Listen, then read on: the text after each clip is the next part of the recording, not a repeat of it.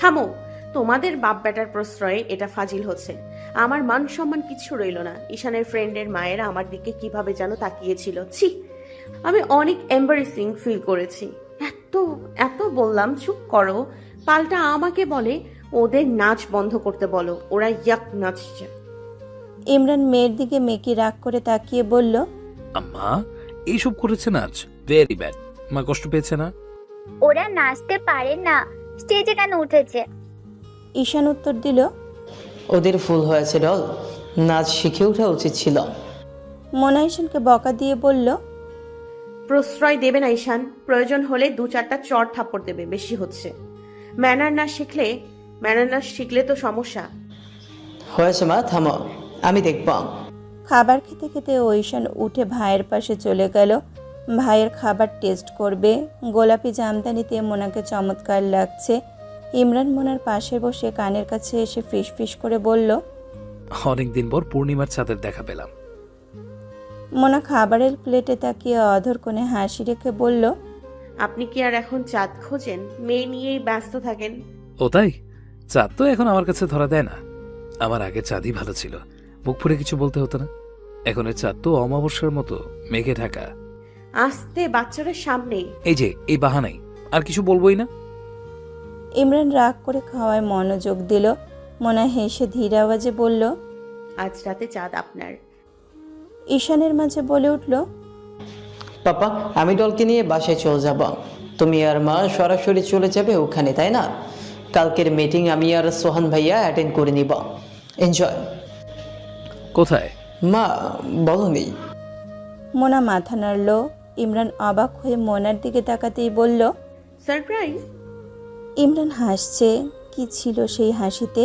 মোনা মুগ্ধ হয়ে দেখছে। আগামীকাল সারপ্রাইজ হিসাবে ভেবেছিল মোনাকে নিয়ে কোথাও ঘুরে আসবে 5th ম্যারেজ অ্যানিভার্সারি উপলক্ষে, অথচ মোনা নিজেই সারপ্রাইজ রেডি করে রেখেছে।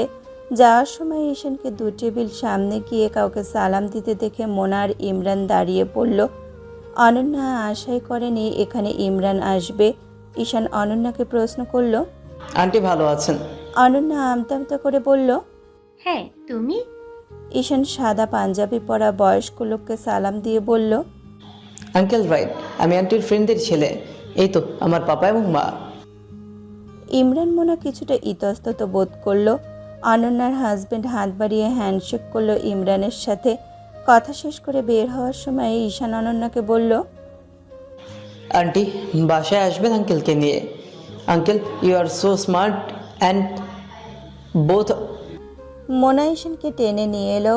অনন্যাকে মারা খোঁচাটা অনন্যা স্পষ্ট বুঝেছিল। বছর 5 আগে প্রোগ্রামে মোনা এবং ইমরানকে যা যা বলেছিল তার আজ রিটার্ন দিল ঈশান। অনন্যার বয়সের তুলনায় স্বামীর বয়সও কম নয়। দেখে মনে হচ্ছে 65 হবে। মানুষ নিজের খুব চোখে দেখে না, অথচ অন্যের পিছনে লাগতে কোনো দ্বিধাবোধ নেই। ইমরান আর মোনা দুইজনই লজ্জায় পড়ে গিয়েছে। ছেলেকে ইমরান বলল, ঈশান কাজটা ভুল করেছো। প্রত্যুত্তরে ঈশান বলল। ঈশানকে কোলে নিয়ে বাবা মায়ের সামনে দিয়ে হেঁটে চলে গেল। ইমরান মোনার দিকে তাকাতেই মোনা চোখের পলক ঝাপটে বলল, সারপ্রাইজ কি হয়ে যাবে, সময় দিন। দীর্ঘশ্বাস ইমরানের। সে জানে ঠিক হবে না, কারণ রক্ত কথা বলে। বর্ষাকাল কখনোই ইমরানের ভাগ্যের অনুকূলে থাকতে চায় না। বাচ্চা দুটো সেই সকাল থেকে বায়না ধরে বসে আছে একসাথে ডিনার করবে। আর কত স্পিডে গাড়ি চালানো যায়। রবিন নেই আজ। রবিনের মা অসুস্থ। ফ্যাক্টরির কাজে গাজীপুর যেতে হয়েছে। ঘড়িতে 9টা বাজে। বাড়িতে পৌঁছাতে আরও কমপক্ষে 1 থেকে 1.5 ঘন্টা। বৃষ্টির তেজ বাড়ছে। মেয়ে ফোন দিয়ে বলেছে সে পাপা না আসলে খাবে না।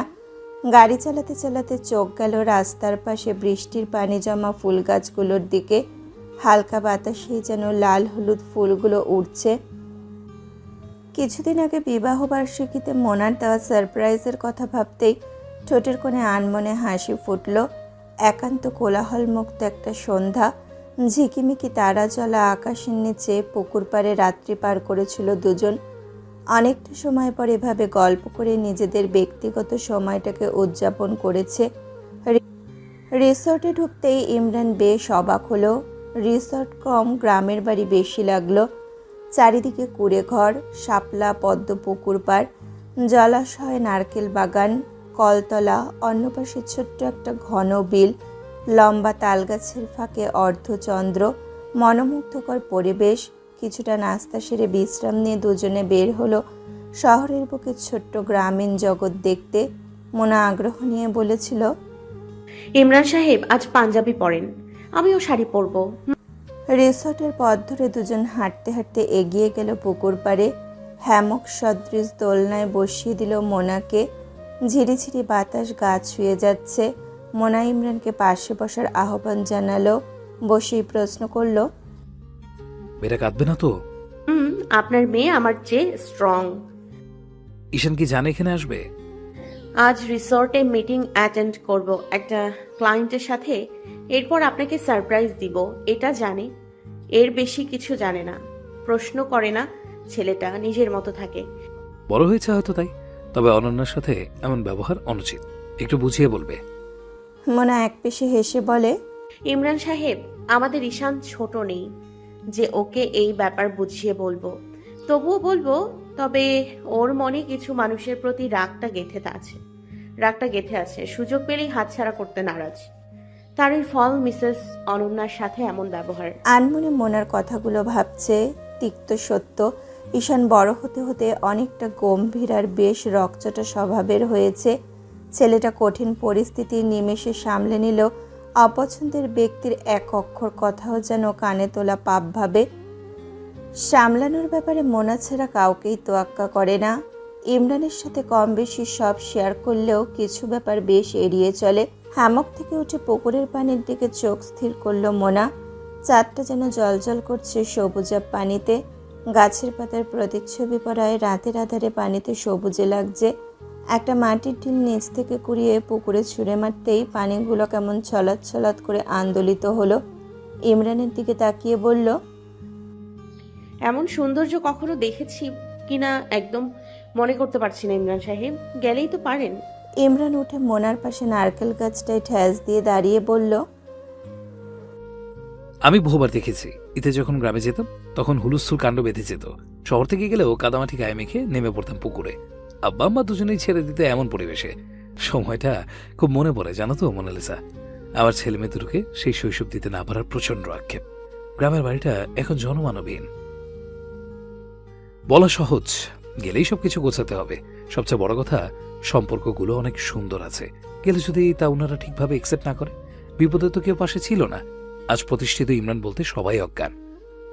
আপনি তো সম্পর্ক থেকে পালিয়ে বেড়ানোর মানুষ নন, তবে পালাচ্ছেন কেন? অনুশোচনায়। কিসের? আমার ভুলের কারণে আব্বা আম্মা শয্যাশায়ী হলেন, একথা কম বেশি সবাই জানে।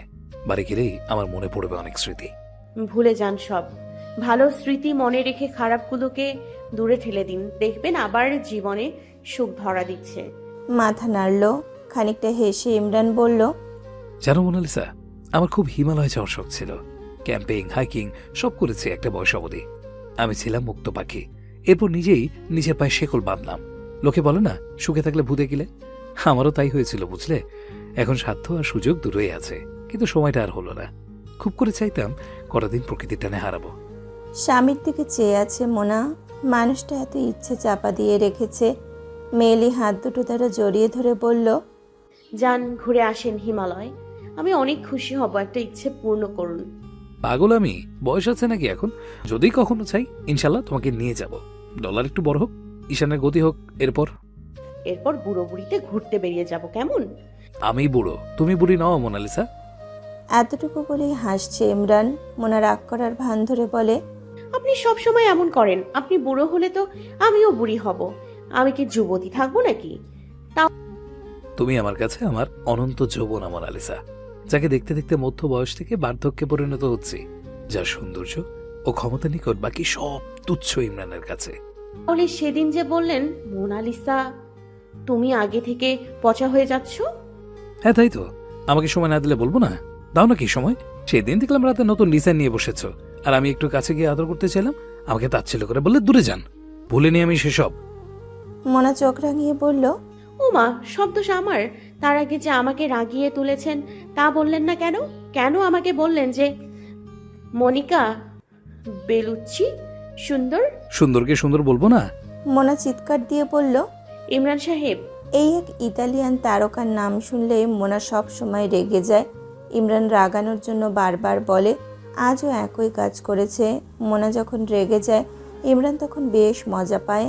হাতে একটা গাছের ডাল নিয়ে মোনা ছুটছে ইমরানের পেছন পেছন, আর ইমরান দৌড়াতে দৌড়াতে বলছে, মোনালিসা, তোমার এত বড় স্পর্ধা, তুমি স্বামীকে মারবে? হাত থেকে ওটা ফেলো। মনিকা তো সত্যি সুন্দর, হাসলে কি সুইট লাগে। মোনা ছুটছে, আজ থামবে না। ইমরানের মুখ থেকে ওই মেয়ের নাম মুছেই তারপর শান্ত হবে। ইতালি থেকে সব ইতালিয়ান কালচার ঢুকে গিয়েছে এই লোকের মাঝে। ইমরান দৌড়ে যাচ্ছে উচ্ছল বালকের মতো, অথচ মোনা হাঁপিয়ে উঠেছে। ক্লান্ত মোনাকে দেখে থেমে পড়ল ইমরান।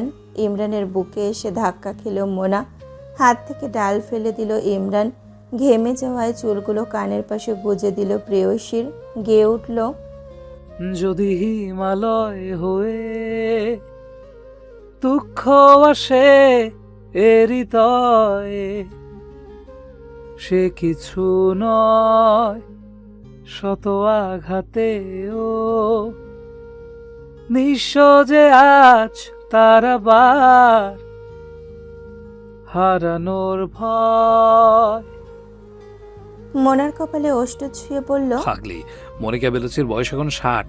আমি মজা করি তোমার সাথে, তবে she is really attractive than others, কিন্তু আমার মোনালিসার মতো ন্যাচারাল বিউটি তো নয়। আর বলবেন?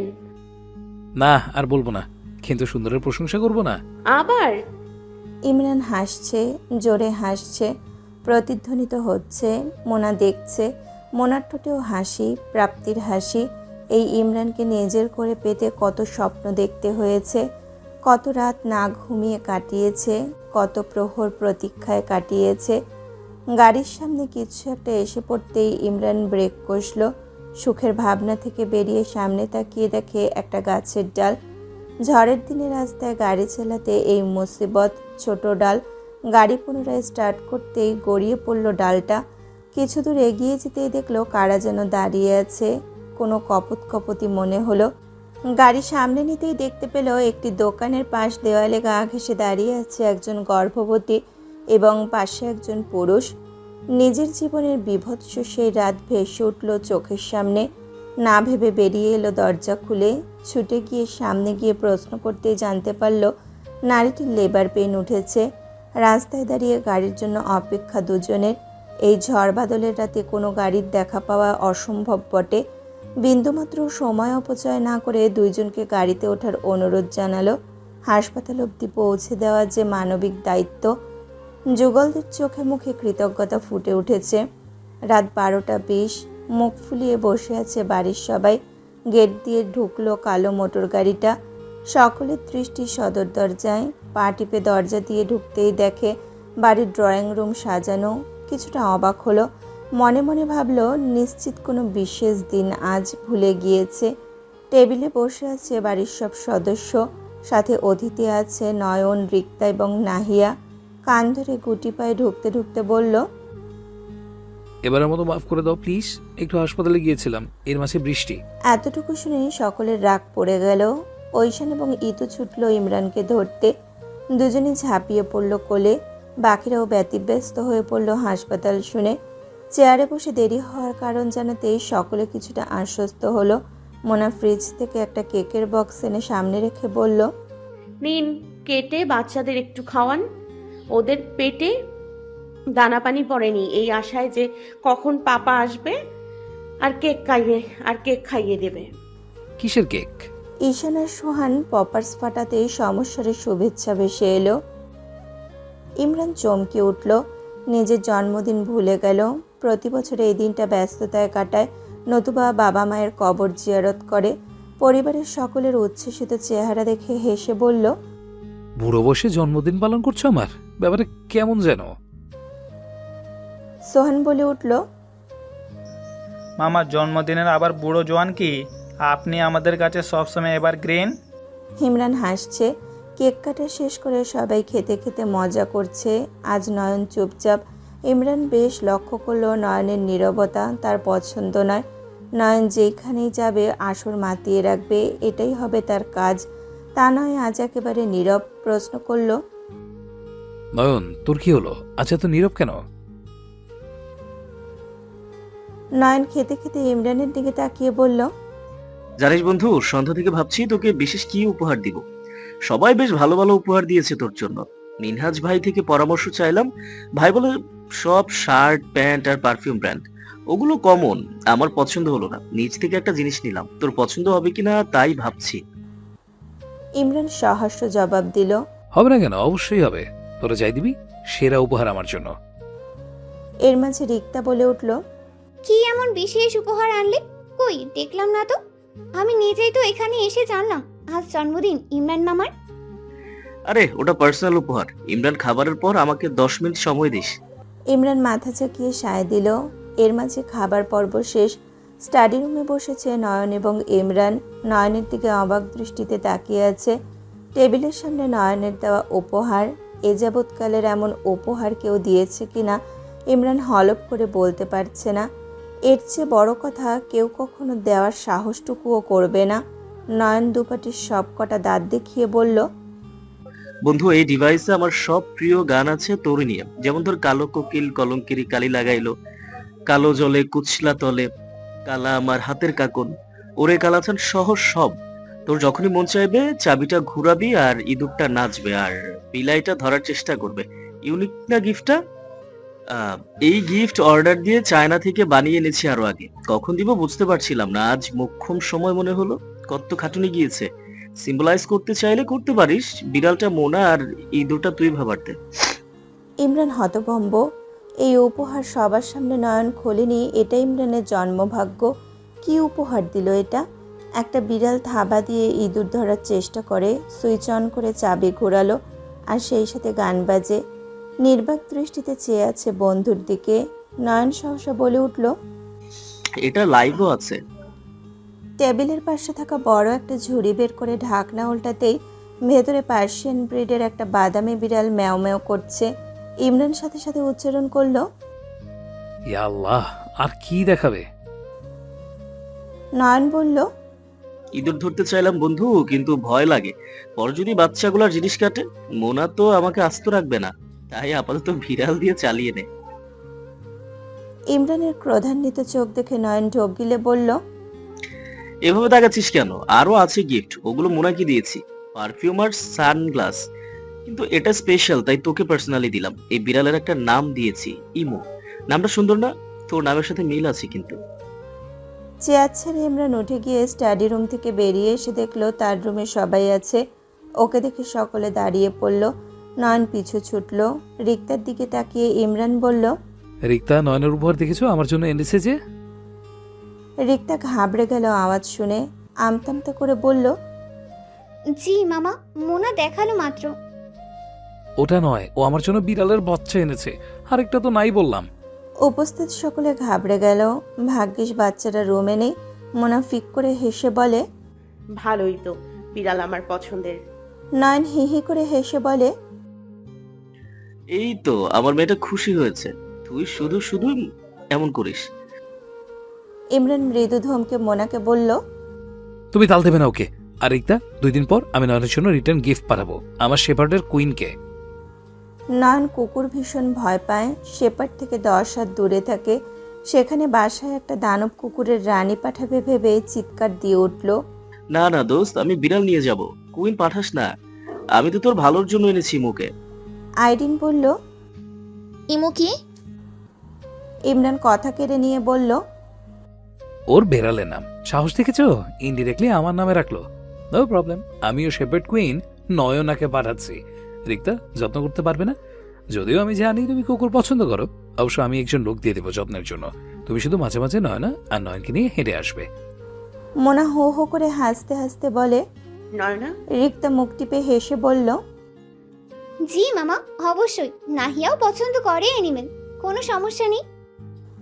নয়ন চেঁচামেচি শুরু করে দিয়েছে। সে কোনো কুকুর পালবে না। ইমরান মনে মনে হাসছে আর ভাবছে, এটা অনেক চালিয়েছিস, এবার আমার পালা। সারা রাত মন আনচান করছে। ফজরের সালাতের পর এক মনে দাঁড়িয়ে আছে দুটো কবরের সামনে। পাশে আছে ভাই, ভাগ্নে এবং ছেলে। এই দিনটাতে ইমরান দেশে থাকলে সবাই যতটা খুশি হয় তার চেয়ে বেশি ব্যথিত হয় ইমরানের কষ্ট দেখলে। সবাইকে জোর করে বাড়ি পাঠিয়ে দিতে চাইলেও কেউই যাচ্ছে না। পরিশেষে ইস্তিয়াকের দিকে তাকিয়ে বলল, বাড়ি গিয়ে সবাইকে তৈরি হতে বল, গ্রামে যাব। ইস্তিয়াক চমকে উঠল। কোন গ্রামে যাবে ভাই? পুনরায় প্রশ্ন করল। কোন গ্রামে? রসুলপুর। পৈতৃক ভিটাতে যাবে বলেছে ইমরান। ইস্তিয়াক স্পষ্ট শুনল, ভাই যখন বলেছে তার মানে যাবে। এত বছর পর ঈশানকে রেখে সোহানকে নিয়ে বের হয়ে গেল কবরস্থান থেকে। বাবা মা দুজনই শায়িত আছেন চিরনিদ্রায়। যদি একবার বাবা উঠে মাথায় হাত রেখে বলতেন, ভেঙে পড়িস না ইমন, তুই আমার সেই লাঠিটা যাতে ভর দিয়ে আমি আগানোর সাহস পেয়েছি। কখনো বলবে না বাবা, কারণ সে অহংকার যে ভেঙে চুরমার করে দিয়েছে সে। এসব এখন নিছক অবান্তর মনোভাবনা। ছেলেটাকে সম্বিত ফিরে পেল। ঈশাদ হেসে বলল, যাওনি? পাপা একসাথে যাব, তুমিও চলো। দাদু ভাই আর দাদিমা দোয়া করছে তোমার জন্য। মন খারাপ করলে কিভাবে হবে? তোমাকে মন খারাপ মানায় না। বাড়ি চলো। মাথা নেড়ে পা ফেললো আগানোর উদ্দেশ্যে। কথার মাঝে ঈশান প্রশ্ন করল, ইনফরমেশন পেয়েছি পরশু প্রোডাক্ট আসার সময় কুমিল্লা হাই রোডে ঝামেলা হতে পারে। ভেবেছো কিছু এই ব্যাপারে? আর তুমি এইভাবে একা একা রাস্তায় নামো কেন? কাল রবিন চাচ্চু ব্যস্ত ছিল, মানলাম। আমাকে কল করনি কেন ফেরার পথে? আমি যে নিয়ে আসতাম। অবাক পানে ইমরান ছেলের দিকে তাকালো। বাবার তাকানো দেখে ঈশান কিছুটা বিচলিত হলেও নিজেকে সামলে বলল, সরি পাপা, কথাটা ওভাবে বলতে চাইনি। আমি জানি তুমি একা চলতে পছন্দ করো, কিন্তু এটাও তো আমাদের ভাবতে হবে যে তোমার আর মায়ের উপর আক্রমণ বেশি হয়। আর ডলকে তো আমি বা সোহান ভাইয়া কেয়ারে রাখি, কিন্তু তোমরা দুজন তো অনেক কাজেই বাইরে থাকতে হয়। ইমরান ছেলেকে থামিয়ে বলল, পড়াশোনা শেষ করো, এরপর অন্য কিছুতে মন দেবে। আর প্রোডাক্টের দেখাশোনা আমি করব। দেশের পরিস্থিতি ভালো না, লাইসেন্স পেয়েছো তার মানে এই না যে সাথে এমন ভয়ানক অস্ত্র নিয়ে দিন দাহারে ঘুরে বেড়াবে। সেফটি শুধু আমার নয়, তোমার আর সোহানেরও প্রয়োজন। আমি তোমাদের সাধারণ জীবনযাপন পছন্দ করছি। এমন কিছু করবে না যাতে করে আমি বাবা হিসেবে সন্তানের জন্য হাহাকার করি। তুমি আমার অক্সিজেন, এটা খুব ভালো করেই জানো। মাথা নত ঈশানের। বাড়ন্ত ছেলের জন্য দুশ্চিন্তা ঘিরে ধরেছে বাবাকে। ইমরানের নখদর্পণে থাকে ঈশানের আনাগোনা। বড় হতে হতে স্পষ্ট হচ্ছে এই যেন ছোট্ট ঈশান নয়, ইমরানের অনুরূপ আর একটা ভার্সন তৈরি হচ্ছে। ছেলের জন্য নিজের সাদামাটা জীবনটাকে বেছে নিয়েছে, অথচ ছেলে সেই পথেই এগিয়ে যেতে চায়। বিচক্ষণতার সাথে আগালে ইমরানের সকল সহযোগিতা পাবে। অন্যথায় ছেলেকে বোঝানোর সময় চলে এসেছে। বাড়ি পৌঁছে ইমরান কামরায় প্রবেশ করলো। ঐশান বাবার গলা জড়িয়ে রাজ্যের আবদার জুড়ে দিয়েছে। মেয়েটাকে কাছে পেলে মনে হয় পৃথিবীতে দুঃখ নেই। আকাশে গোল জামাতে ছোট্ট একটা আকাশ লাগছে। মেয়ে মায়ের নামে একটানা নালিশ জানাচ্ছে বাবাকে। ইমরান মুখ টিপে হাসছে। সকাল থেকে অবশ্য বউটা চোখের সামনে পড়েনি। হয়তো সবাই মিলে গ্রামে যাওয়ার প্রস্তুতি চলছে। ছোট্ট আওয়াজে বাবাকে বলল, পাপা, মোনালিসা কাল ডোরিকে চকলেট দেয়। ছি আম্মা, মোনালিসা কি? তোমার তো মা হয়ে যান। তোমাদের দুজনের জন্যই তো ইকুয়াল ইকুয়াল চকলেট এনেছি। তোমারগুলো কি করেছো? তাহলে মায়েরটা কেন নিচ্ছ? ঐশান গাল ফুলিয়ে বাবার গলা ছেড়ে দিয়ে রাগ করে চলে যাচ্ছে। ইমরান মেয়েকে আঁকড়ে ধরল। এ যেন আর একটা মোনা। তৎক্ষণাৎ দরজা দিয়ে মোনা ঢুকছে। ঢুকতেই দেখলো বাবা মেয়েকে মানাচ্ছে। এদের আবার কি হলো? ইমরান মোনার দিকে তাকিয়ে বলল, মোনালিসা, তুমি আমার ডলকে কাল চকলেট দাওনি? মোনা এতক্ষণে বুঝতে পেরে বলল, আপনার ডলকে প্রশ্ন করুন, নিজেরটা খেয়ে আমারটা কেন ধরেছে? আমি কি তারটা খাই? গত মাসে তার কাছে একটা আইসক্রিম চেয়েছিলাম, আমাকে দেয়নি, তবে চকলেট চাই কি করে আমার কাছে? ইমরান চমকে স্ত্রীকে প্রশ্ন করল, তুমি কি মেয়ের সাথে প্রতিযোগিতা নেমেছো বউ? ইয়েস, খান সাহেবের ভালোবাসা, chocolate and ice cream, no compromise. কেন? বাকরুদ্ধ ইমরান, কপালে বলি রেখা। এই পরিস্থিতি কাউকে বোঝানো যাবে না বলা যাবে। এদিকে মেয়ে মুখ লুকিয়ে রেখেছে বাবার বুকে। দীর্ঘশ্বাস ফেলে মোনাকে বলল, ও মোনালিসা, চকলেট আছে এখন তোমার কাছে? একটা ধার দাও, আমার মেয়েটা খাক, তোমাকে পুষিয়ে দেবো। সত্যি তো? 3 সত্যি। মোনা আলমারি খুলে চকলেট বের করে ইমরানের হাতে দিল। ইমরান ঐশানের দিকে বাড়িয়ে দিতেই মেয়ে ঝামটা মেরে হাত সরিয়ে উচ্চশব্দে কেঁদে দিয়ে না করে দিল সে চকলেট খাবে না। অপ্রস্তুত হয়ে গেল ইমরান এবং মোনা দুজনই। ইমরান মেয়েকে কোলে নিয়ে আদর করতে করতে প্রশ্ন করলো, কি হয়েছে বাবা, কেন কাছে বাবা জানটা? চকলেট দিলাম তো। হেঁচকে তুলতে তুলতে বলে, ইমরান মেয়ের অভিমান বুঝতে পেরেছে মোনার চকলেট আর খাবেই না। ঈশানকে ফোন দিয়ে নতুন চকলেট আনালো। সেই চকলেট খুলে ইমরানকে খাওয়ালো। মোনা মন খারাপ করে কাপড় গোছাচ্ছে। ঐশান চকলেট নিয়ে বাইরে চলে গেল ইতুকে খাওয়ানোর জন্য। স্ত্রীকে জড়িয়ে ধরে বলল, আচ্ছা জানোই যখন মেয়েটা তোমার ডুপ্লিকেট, তবে কেন কষ্ট দাও? সারাক্ষণ তো দুজনে আনন্দ করো। চকলেট আর আইসক্রিমের ক্ষেত্রে এমন করলে চলে? সারাক্ষণই চকলেট আইসক্রিম খায়, তাই দিতে চাই না। আদর করে বুঝালেই তো পারো। তখনই দরজায় কড়া নড়ল। দরজা খুলতেই দেখতে পেল ঈশান বোনকে কোলে নিয়ে ভেতরে ঢুকেই মোনার সামনে এলো। মেয়েটা মায়ের দিকে চকলেটে গিয়ে বলল। ইমরানের ঠোঁটের কোণে হাসি। মোনা মেয়ের থেকে চকলেট নিল। এরপর ভাই এবং বাবাকে খাইয়ে ছুটে রুম থেকে আবার বেরিয়ে গেল। ঈশান হেসে বলে, আমাকে রুমে গিয়ে বলে প্রশ্ন করলাম সবাইকে দিয়েছে কিনা, বলে পরে বুঝিয়ে বলতেই বলল, এরপর তো নিয়ে আসলাম। ইমরান হাসছে। ঈশান রুম থেকে বের হতেই ইমরান বলল, এটা আমার মেয়ে মোনাশা ইকবাল, তোমার মতো হিংসুটে নয়। মোনা রাগ করে রুম থেকে বেরিয়ে যেতেই ইমরান হাত ধরে টেনে বাহুতে নিল। ললাটের চুলগুলো সরিয়ে ওষ্ঠ ছুঁয়ে বলল, দিন দিন আরো বেশি সুন্দর হচ্ছ। রহস্য কি? গত রাতে তো সময় দিতে পারিনি, তবে আজ রাতটা কি?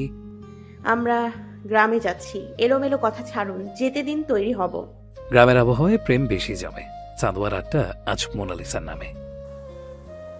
আইরিন ফোন দিয়ে জানিয়ে রেখেছিল সমস্ত বন্দোবস্ত করে রাখতে।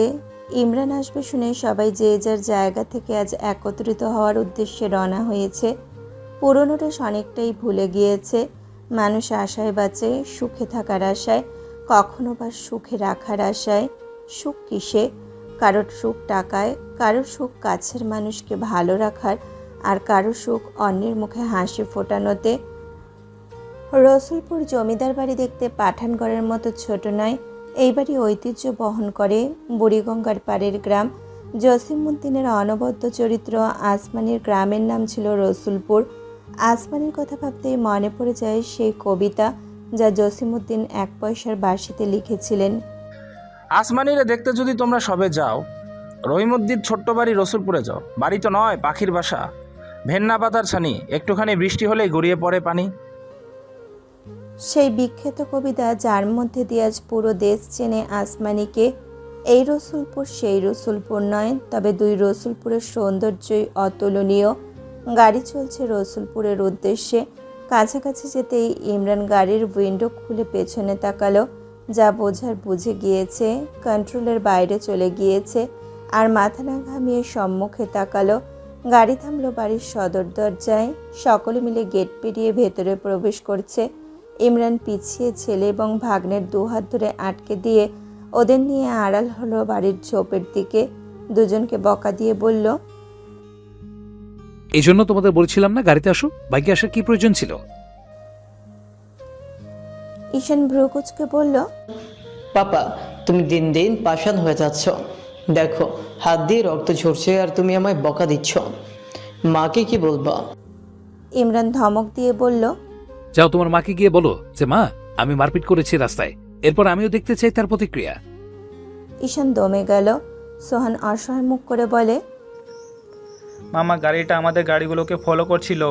উত্তম মধ্যম দেওয়ার পর বলে কোন নেতা যেন পাঠিয়েছে নির্জনে আমাদের পরিবার শেষ করতে, পরে অ্যাক্সিডেন্ট বলে চালিয়ে দিবে। তাই বলে তোরা মারামারি করবি? আমি ছিলাম না, সজীবার মিনার ব্যাপারটা দেখতো। ঈশান বাবার দিকে তাকিয়ে বলল, এই বয়সে মারামারি করবে আমরা থাকতে? ইমরান রেগে বলল, অনেক বছর হয়েছে তোমাকে চড় দিয়েছি যে, সেই কাজ যেন আমাকে আবার রিপিট করতে না হয়। শুকনো ঢোক গিলে ঈশান পিছিয়ে বলল, আর করব না। সন্ধিহান চোখে ছেলের দিকে তাকাতেই ছেলে পুনরায় প্রতিজ্ঞা করলো আর করবে না। সোহানের দিকে তাকানোর আগে হাড়বার করে বলল, আমি তো শুধু কিল ঘুষি দিয়েছি, ঈশান নাক ফাটিয়ে দিয়েছে, হাত পা ভেঙে দিয়েছে। ইমরান কথা না বাড়িয়ে বাড়ির দিকে পা বাড়ালো। বড় হতে হতে এরা নিয়ন্ত্রণের বাইরে চলে যাচ্ছে। তবে ঠোঁটের কোণে হাসির রেখা। ছেলেগুলো কাপুরুষ হয়নি। বিপদে ঝাঁপিয়ে পড়ে সমাধান করতে শিখেছে। হাসি আড্ডায় মেতে উঠেছে জমিদার বাড়ি। ইমরানকে দেখে বাড়ির ছেলেরা এগিয়ে এলো, ভাতিজেরা জড়িয়ে ধরল। এত বলে কয়েও চাচাকে বাড়িতে আনতে পারল না। এত বছর পর সবাই যেন খুশির জোয়ারে ভাসছে। ঈশান এবং সোহানকে সবার শেষে আসতে দেখে মোনা প্রশ্ন করলো, দেরি হলো যে তোমাদের? এর মাঝে ইতু চিৎকার দিয়ে বলে, বড় মা দেখো, ঈশান ভাইয়ার হাতে ব্যান্ডেজ। মোনা উঠে দাঁড়ায়, সামনে এসে বলে, দেখি। ঈশান শান্ত বাচ্চার মতো হাত এগিয়ে দিলে মোনা দেখে কোনো প্রশ্ন না করে ইমরানের দিকে রাগে চোখে তাকালো। ইমরান ভরকে গেল, মনে হলো যেন ছেলের হাত সে কেটে দিয়েছে।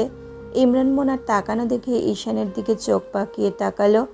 ঈশান সোহান একে অন্যের দিকে তাকিয়ে আছে, মনে মনে যুদ্ধ হয়ে যাচ্ছে এক একজনের। ঈশান মায়ের দিকে তাকিয়ে বলল, মা, বাইকে সমস্যা হচ্ছিল, রাস্তায় দাঁড়িয়ে ঠিক করছিলাম আমরা দুজন, তখনই লেগে হাত কেটে গিয়েছে। মোনা দাঁত খিচে ছেলে শোনার মতো করে বলল, তোমার শরীরে তোমার বাবারই রক্ত আছে। আমাকে মিথ্যে বলা শুরু করেছো কবে থেকে? হ্যাঁ, রাগ করে মোনা সামনে থেকে চলে গেল। ইমরানের পাশে বসে ক্ষীণস্বরে ফিসফিস করে দাঁত খিচে বলল, ছেলের আজকের অবস্থার জন্য আপনি দায়ী। একা হলে আপনার সাথে বোঝাপড়া আছে আমার।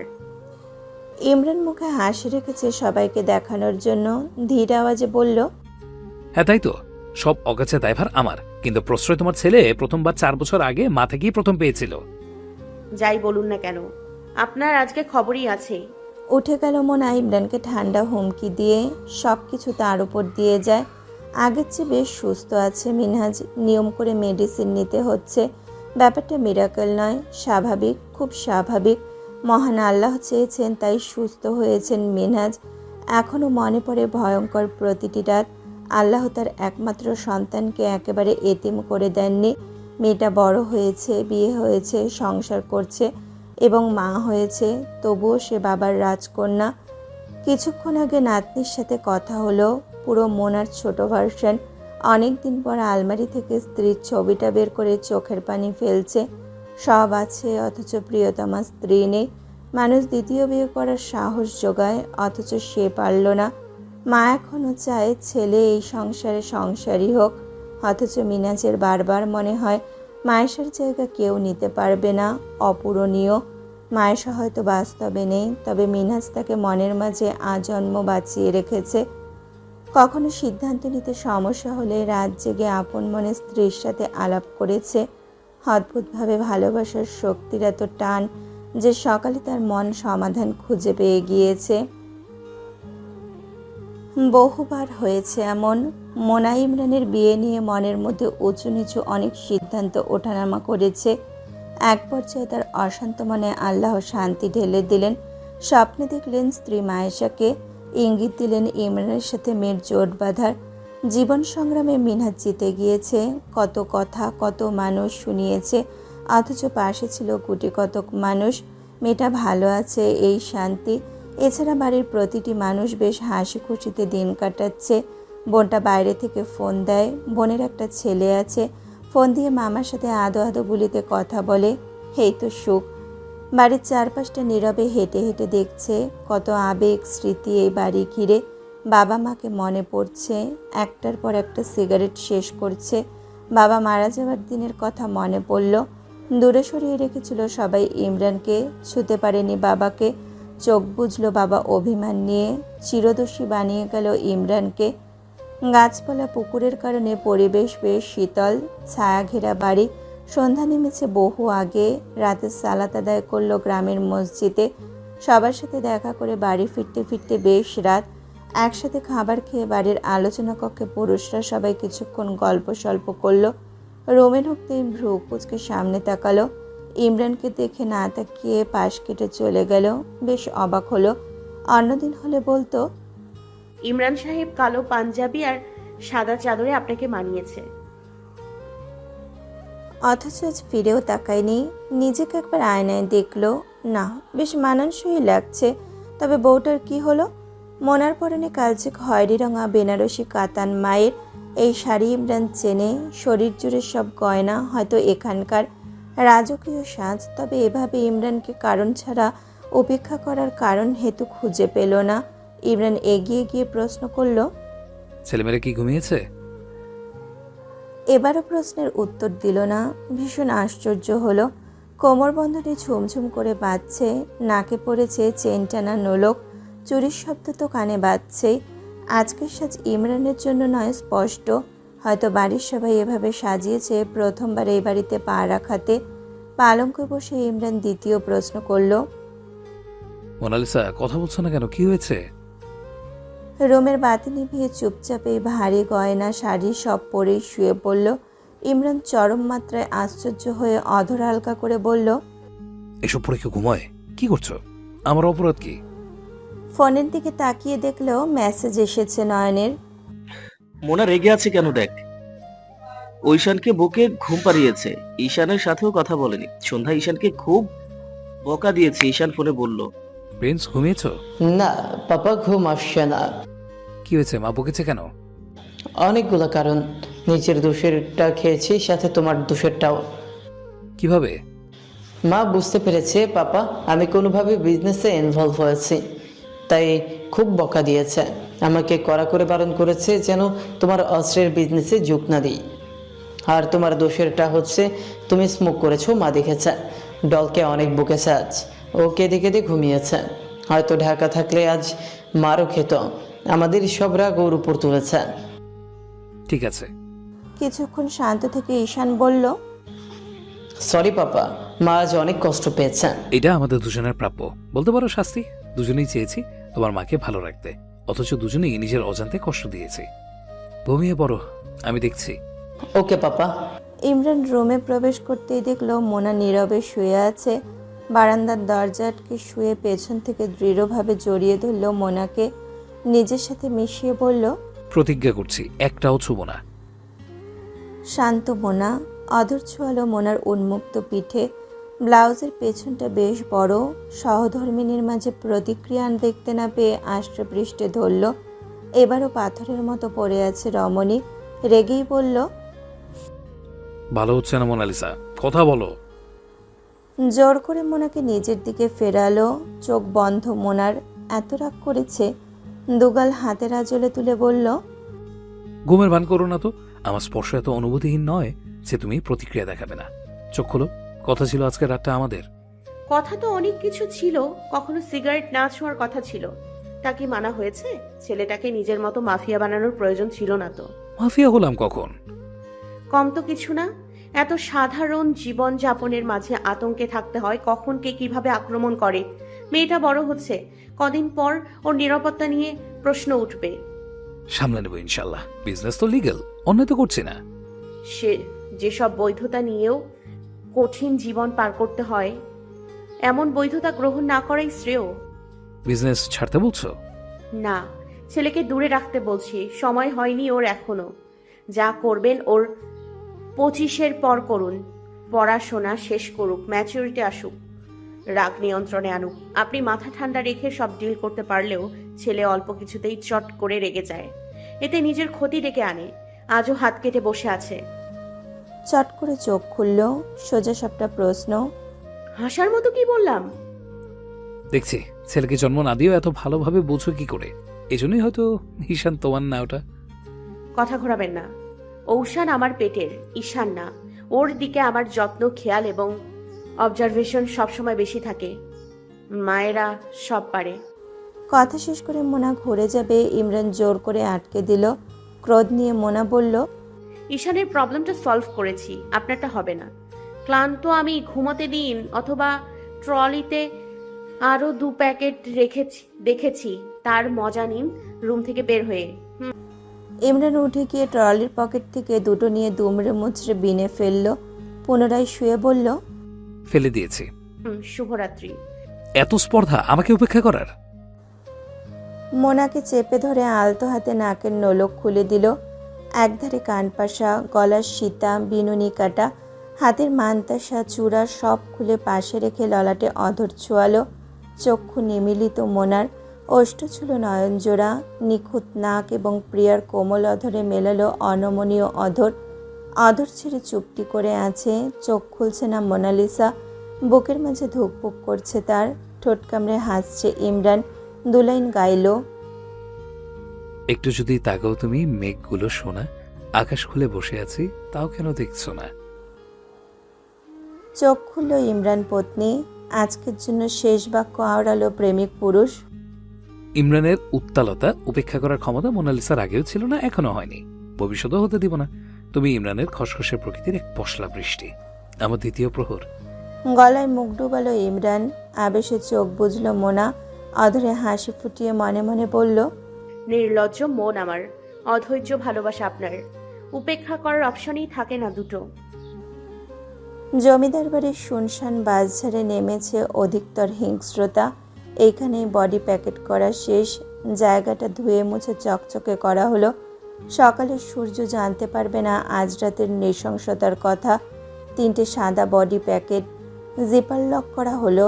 3জন কালো পোশাকে আবৃত মানবের বৃহৎ কাঁধে লাশ 3টা। প্রস্থান হলো তাদের। কি ছিল এরা? কার হত্যা করেছে? পেছনের বাসঝাড়ের পুকুরটা পরিত্যক্ত হয়ে পড়ে আছে, পানি স্বচ্ছ, এদিকটাতে কেউ তেমন আসে না। রক্তমাখা হাত দুটো প্রথমে হ্যান্ড ওয়াশ দিয়ে ধুয়ে স্যানিটাইজ করে নিল।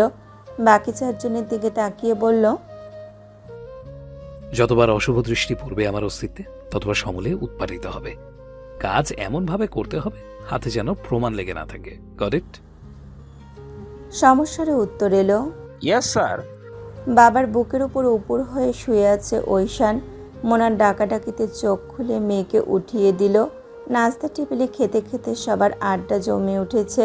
তখন বাইরে থেকে বাড়ির একজন গার্ড এসে বলল, স্যার, রাতে কি বাড়িতে চুরি বা ডাকাতি কিছু হয়েছে? বাড়ির লোকজন বেশ অবাক হয়ে প্রশ্ন করলো, না তো, কেন? বাড়ির গেট থেকে সদর দরজা পর্যন্ত কাদামাটিতে হাঁটা জুতোর ছাপ। আবার বাড়ির পেছন দিকটাতেও বাঁশঝাড় পর্যন্ত সেই ছাপ আছে। বাঁশঝাড় পুরো ভিজা। সোহান তখন বলে উঠল, পরিষ্কার করে ফেলেই তো হয়। বাড়িতে চুরি ডাকাতি হলে কি আমরা সুস্থ থাকতাম? কথা কম বলে পরিষ্কার করে ফেলো। আমাদেরই পায়ের ছাপ হবে। কাল কতবার বের হলাম, এদিক সেদিক গেলাম। ছুরির ধারালো অংশের সাহায্যে কেকের পিসটা কেটে ছুরি দিয়েই মুখে পড়ল ইমরান। ঈশান বাবার দিকে তাকিয়ে এক পেশে হাসছে। ইমরান আপন সুখে কেক চিবাতে চিবাতে মেয়েকে খাইয়ে দিচ্ছে। গার্ড কথা বাড়ালে ঈশান বলে উঠল, চাচা, এগুলো কোনো ব্যাপারই না।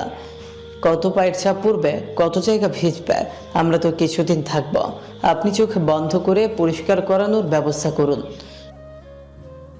ছেলে আর ভাগ্নের দিকে তাকিয়ে চোখ ঝাপটালো ইমরান। দুইজনই খাবারে পূর্ণ মনোযোগ দিল। মোনা ইমরানের দিকে তাকিয়ে দীর্ঘশ্বাস ফেলল। ঈশান যখন গতরাতে ঐশানকে রুমে দিয়ে গিয়েছে, তখন মোনার চোখে পুরোপুরি ঘুম ছিল না।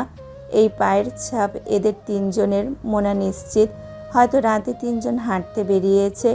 ইমরান সাহেব হয়তো ছেলেদের বুঝিয়েছে এসব মারপিট না করার ব্যাপারে। যাক, অবশেষে মোনা নিশ্চিন্ত। খাবার শেষে কামরায় এলো সবাই।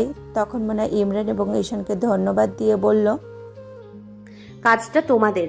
রাতে 3 জনেই হাঁটতে গিয়েছিলে আমি জানি। ঈশান পাপা বুঝিয়ে বলেছে না যে পড়াশোনা শেষ করতে হবে, মারামারি কাটাকাটিতে মন দিবে না। পাপার বিজনেস পাপা দেখুক, মনে থাকবে? অবশ্যই মা, সব মনে থাকবে। এখন থেকে আমি তোমার কথাও শুনবো, পাপার কথাও শুনবো। কোনো ভুল করব না। হাত কাটার তো প্রশ্নই আসে না ইনশাআল্লাহ। সাবধানে থাকবো যেন হাত না কাটে। ধন্যবাদ ইমরান সাহেব। ঈশান হেসে বলে। ইমরান হেসে স্ত্রী সন্তানদের জড়িয়ে ধরে মনে মনে বলল, তোমাদের ভালো রাখার জন্য আমি সব করতে রাজি। এর মাঝে যা কিছু ঘটবে, যা কিছু আসবে, সবকিছু দায়ভার নিতান্তই আমার। তোমাদের দিকে হাত বাড়ালে শাস্তিস্বরূপ জীবনের হিসেব মিটিয়ে নিতে হবে। ছাড় পাবে না একজনও। পথিক ভুলেছি, পথকে ভুলিনি। পথের কাঁটা সরিয়ে মসৃণ পথ তৈরি করা যে দায়িত্বের নেশা। আল্লাহ সবাইকে হেফাজতে রাখুন। মোনার অপরিমেয় বিশ্বাস ধরে রাখার চেষ্টা। অন্যদিকে পরিবারের সূক্ষ্মকার পণ যেন আজ সব কিছুর ঊর্ধ্বে। যতই চেষ্টা করা হোক, চাইলেই স্বাভাবিক জীবনে ফেরা অসম্ভব। তবে জীবনটাকে সহজ করা সম্ভব। পরম্পরা বজায় থাকুক, বাবার আদর্শে সুস্থভাবে ছেলে বেড়ে উঠুক, এই তো প্রাপ্তি।